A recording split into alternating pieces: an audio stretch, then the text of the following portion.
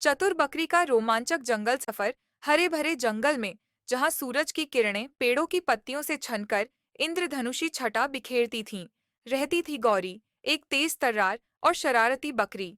और उसकी आंखें चंचलता से भरी थीं। गौरी कोई आम बकरी नहीं थी। वह चालाक, हाजिर जवाब और हर मुश्किल से निपटने में माहिर थी। एक सुहावनी सुबह वह अपने कदमों में उछाल लिए जंगल के रास्ते अपनी नानी के घर की ओर निकली। नानी, एक बुद्धिमान और दयालु बकरी, जंगल के दूसरी छोर पर एक हरी भरी वादी में रहती थी। वह अपनी मनोरंजक कहानियों और मक्खन जैसे मुलायम तिपतियां घास के लड्डुओं के लिए जानी जाती थी। गौरी एक हल्का सा गीत गुनगुनाते हुए आगे बढ़ रही थी। तभी जंगल में सन्नाटा छा गया।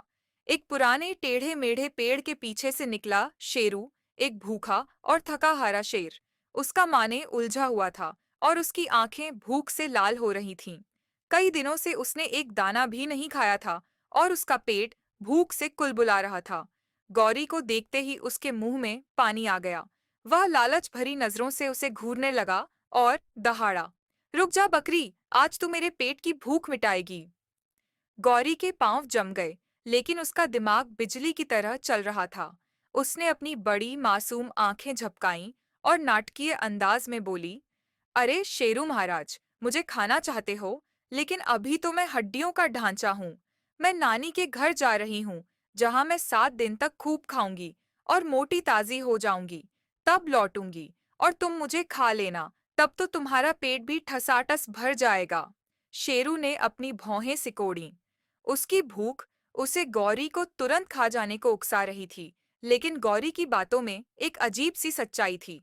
लंबे समय तक सोचने के बाद वह गुर्राया, ठीक है 7 दिन बाद, लेकिन मेरे साथ चालाकी की तो तुझे छोड़ूंगा नहीं। अपनी पूंछ को हवा में लहराते हुए वह जंगल की छाया में गायब हो गया।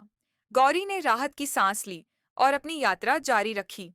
वह नानी के घर पहुंची, जहां उसने 7 दिन तक जमकर खाया।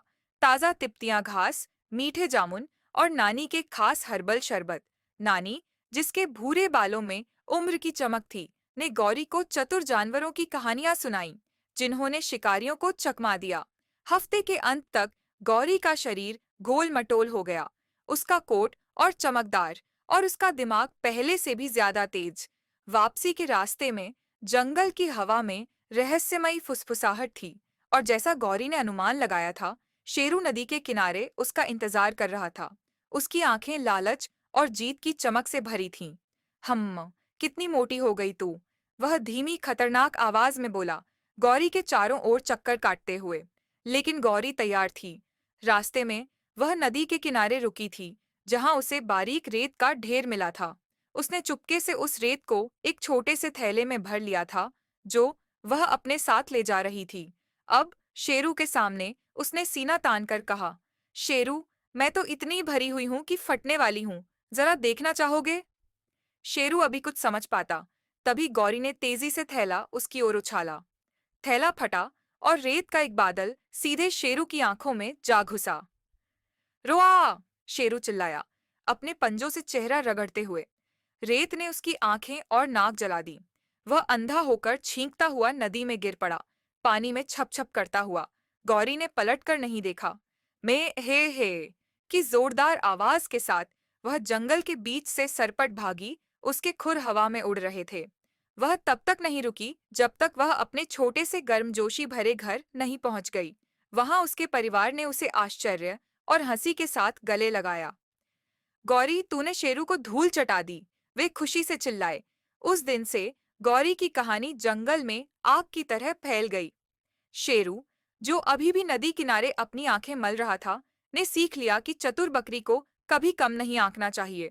और गौरी, वह अपने परिवार के बीच खुशी से रहने लगी, हमेशा अगले रोमांच के लिए तैयार, आंखों में शरारत और जेब में रेत का एक थैला, हर मुसीबत से निपटने के लिए। For more stories, follow and subscribe my channel. Thanks.